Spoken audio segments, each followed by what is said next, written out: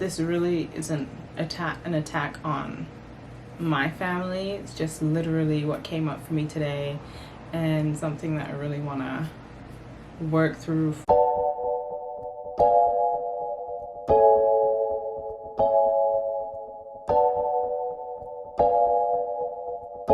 Whew. So let's have a quick conversation. I'm not just talking about this just to talk about it. It's also in terms of my work that I have to do with my self-healing. Otherwise, I wouldn't even broach the subject. I don't want to just be on here talking for talking's sake. But I really had to think about it. It's got to the point where I don't even like to see Nick Cannon's face. I'm very triggered by this guy, and I had to really think about what was going on. And I was listening to this guy by the name of Kojo. He has a YouTube channel called Little Black Book 91. He covers a lot of like black relationship stuff that's on reality television, and people's behaviors and whatnot. And I had to start thinking about my family. So watching Nick Cannon out here starting all these broken families, and I'm from that myself. Like, my father has multiple children by different women. One of my grandfathers also has multiple children by different women. And we could talk about the accountability of these women. I think from when I was growing up is a little bit different, because you don't know what these men are out here doing. Whereas you're looking at Nick Cannon, he's a grown-ass man. Grown, okay? You start doing something like this in I think he's like 40. And then it's on the internet, so everybody knows what's going on. These women know what's going on. Clearly, this is a money grab of some sort, and I'm really disgusted by them too. But just seeing a man just out here, because it's like it's very easy.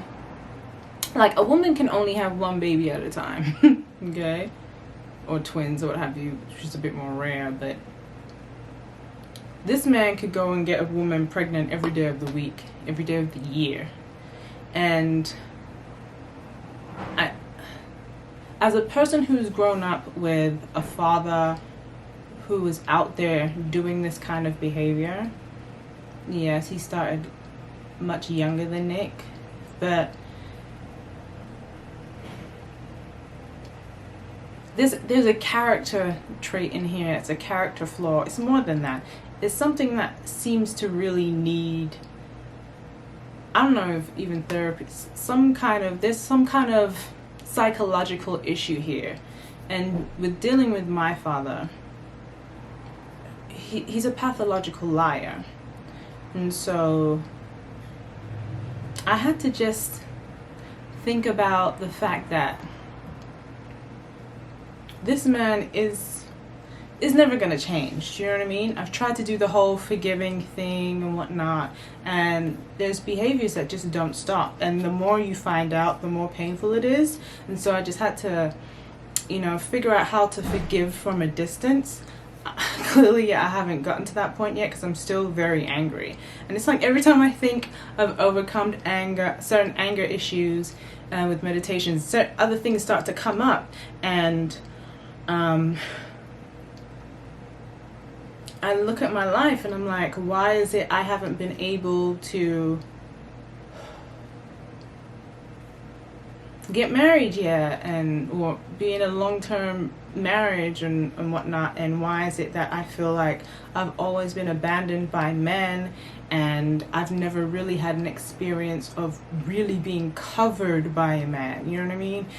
Like, one of my uncles was the only strong male figure I ever had in my life. But I have other uncles, and that uncle grew up in a household he grew up in a two-parent household, right? But the rest of my uncles came from these broken families. So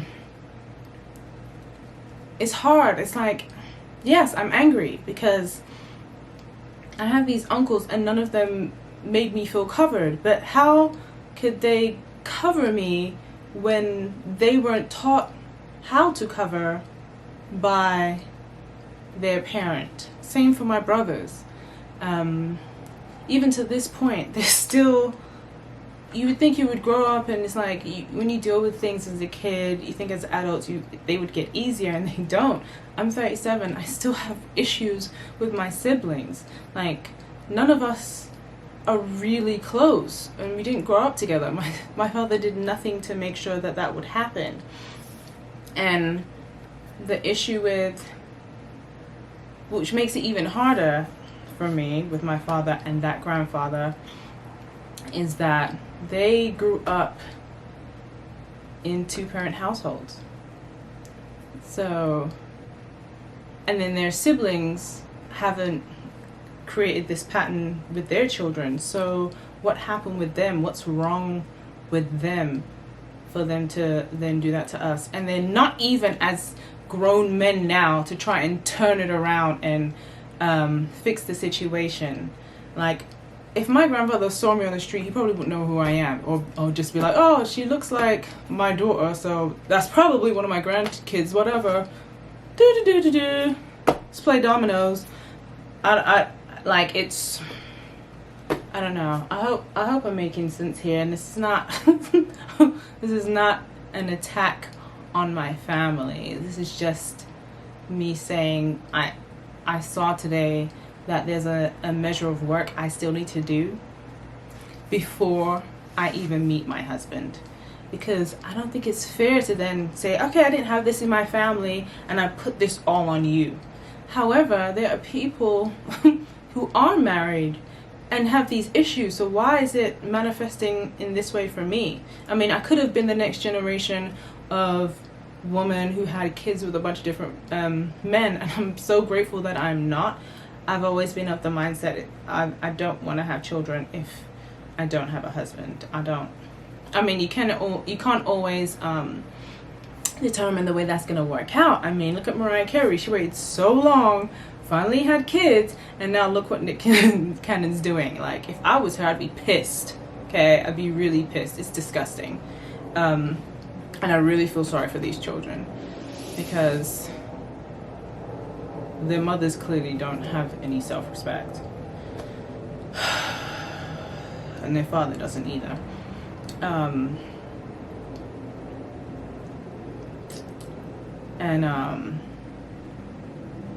Yeah, maybe I'm wrong for judging them, but that's just the way I feel about it.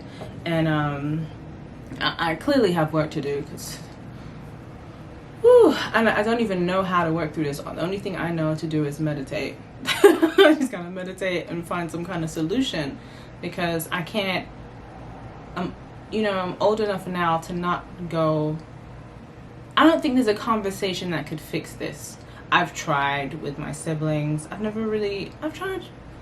Well, the majority of my uncles I haven't ever had this conversation with, and I just don't think I ever will. I think we're way past that, and I live in a completely different country from the entirety of my family, and I've always felt a lot of guilt about not being there for them, but I've pushed down the part of them not being there for me. And yeah, I don't see how I see how my abandonment issues continuously came up in any relationship I've had with a man, friend,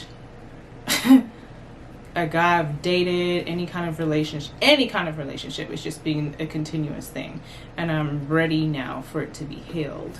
I don't want to carry this anger with me for the rest of my life. Like, who wants to go into 40 feeling this? And so I just have to respect where people are in their space, and then create something new, but without carrying that to my husband. My own self-work. Yeah, that's pretty much it, I think. Yeah, so just think about for yourself, what is it that's triggering you, and what is it that you could actually take time to work on. Next, I gotta work on why Amber Heard triggers me so much, because every time I see that woman's face, I just want to bop her in her forehead, and I'm not quite sure why that is yet.